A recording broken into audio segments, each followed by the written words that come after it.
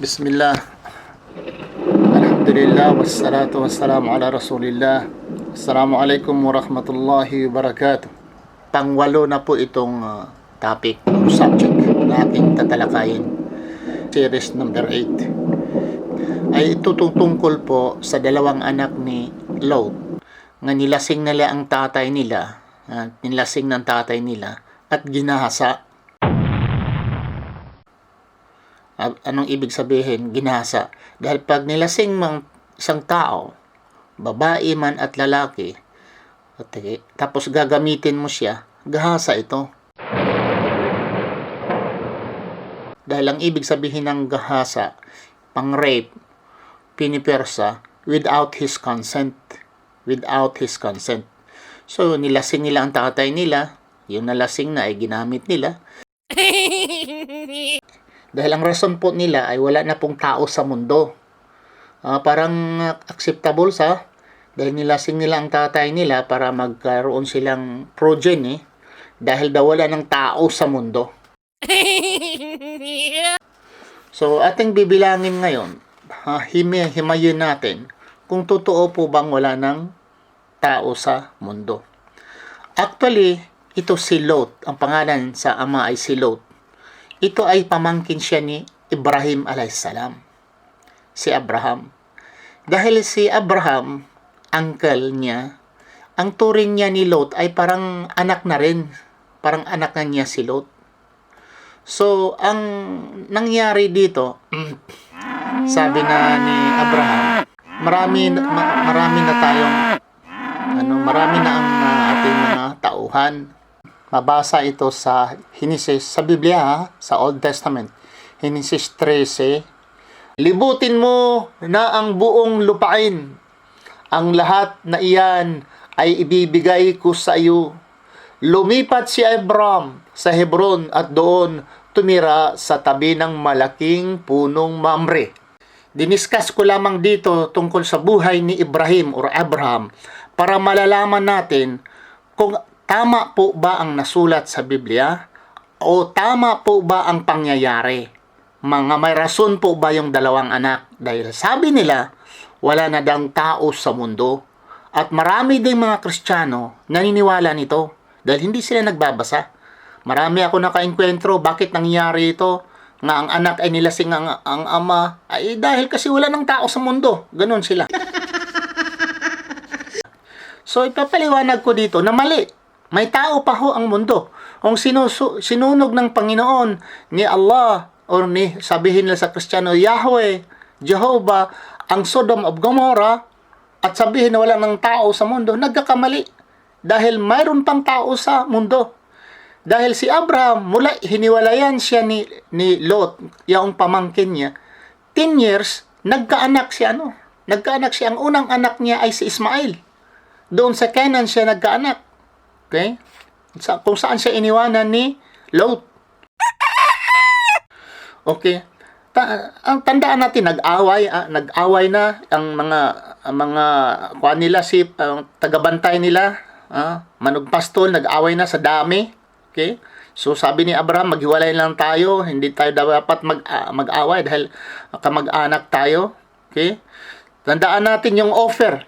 Yung ino-offer si Ismail, sabihin man lang sa Isaac, pero sa Muslim si Ismail po ang na-offer dahil sabi pong Panginoon, only son, ang bugtong anak, only son. So ang bugtong anak, only son ay si Ismail. Dahil kung sa Isaac, sabihin youngest son, offer the youngest son.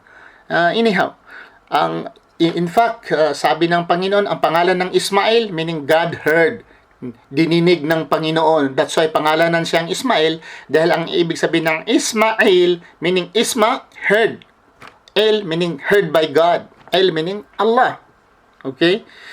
Ang Zamzam, ang water Zamzam, the story of water Zamzam, dahil nauhaw na sila, wala na silang inumin. Ang nangyayari, ang Panginoon mismo nagpadala ng anghel at lumabas at kinalkal yung tubig na bumubulwak, ang tinatawag na Zamzam. Hanggang ngayon, buhay yung tubig na yan. Traditionally, yan ang pinaniniwalaan ng mga Arabo at mga Muslim. Hanggang ngayon, buhay yan na tubig in the middle of the desert. Hanggang ngayon, yung tinatawag na Zamzam. Okay? Si Abraham, nandoon sa Canaanite. Dito naman tayo, kay Lot. Si Lot naman, ayon sa Biblia, babasahin natin anong pangyayari kay Lot. Nanalangin si Abraham alang-alang sa Sodom at Gomora. Pagkatapos umalis, 3 lalaki at inihatid nila sila ni Abraham hanggang sa isang dako na tanaw na ang Sodoma.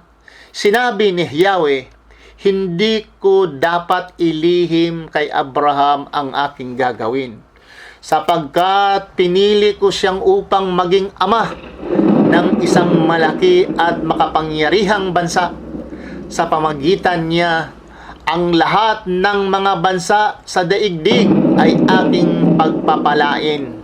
Pinili ko si Abraham upang turuan niya ang kanyang lahi na sumunod sa aking mga utos sa pamagitan ng paggawa ng matuwid at mapagpapairal ng katarungan. Magpapairal ng katarungan.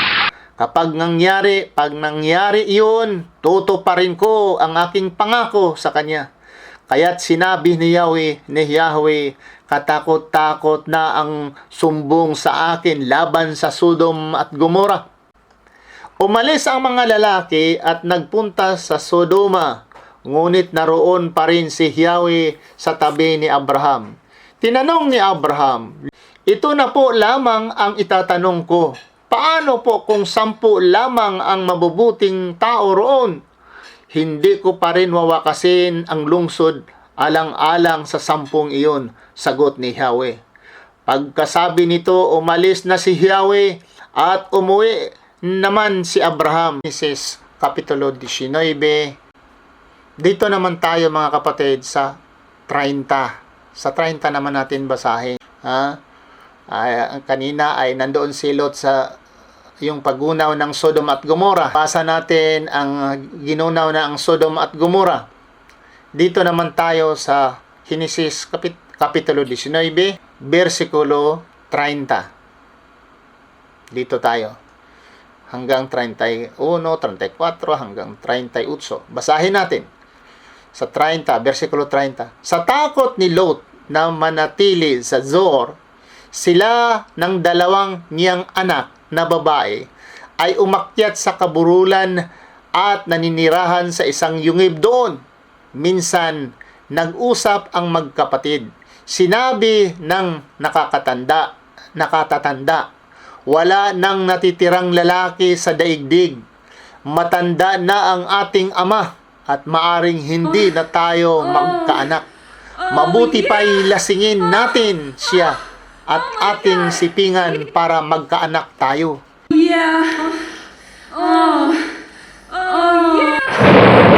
Nilasing nila ang kanilang ama ng gabing iyon. Sa kalasingan ni Lot, hindi niya malayang nakipagtalik siya sa anak niyang panganay. Versikulo 34. Kinabukasan sinabi ng panganay na bunso, kagabi, sumiping ako sa ating ama. Lasingin natin siya uli mamaya. At ikaw naman ang sumiping ng pareho tayong magkaanak. Para pareho tayong magkaanak. Nilasing nila si Lot ng gabing iyon, at ang bunso naman ang sumiping tulad ng dati. Hindi na malayan ni Lot ang kanyang pakikipagtalik dahil sa kalasingan. Bunga nito, kapwa nagdalang tao ang magkapatid. Nagkaanak ng lalaki ang panganay at tinatawag na niyang Moab. Siya ang ninuno ng mga Moabites ngayon. Lalaki rin ang naging anak ng bunso. Tinawag naman ito na Binnami. Siya naman ang ninuno ng mga Ammonites ngayon. Dito lang po magwakas mga kapatid ang istorya. So imagine, Ang sabi dito sa Biblia, wala ng tao sa mundo. Yun daw dapat lasingin nila ang kanilang ama. Kayo na lang, mga kapatid. Kayo na ang kayo na ang mag-judge. Kung makatarungan, totoo ba? Ang sinasabi kong maraming falsehood and fallacies in the Bible? Dahil po, si Abraham ay uncle ni Lot, naghiwalay sila.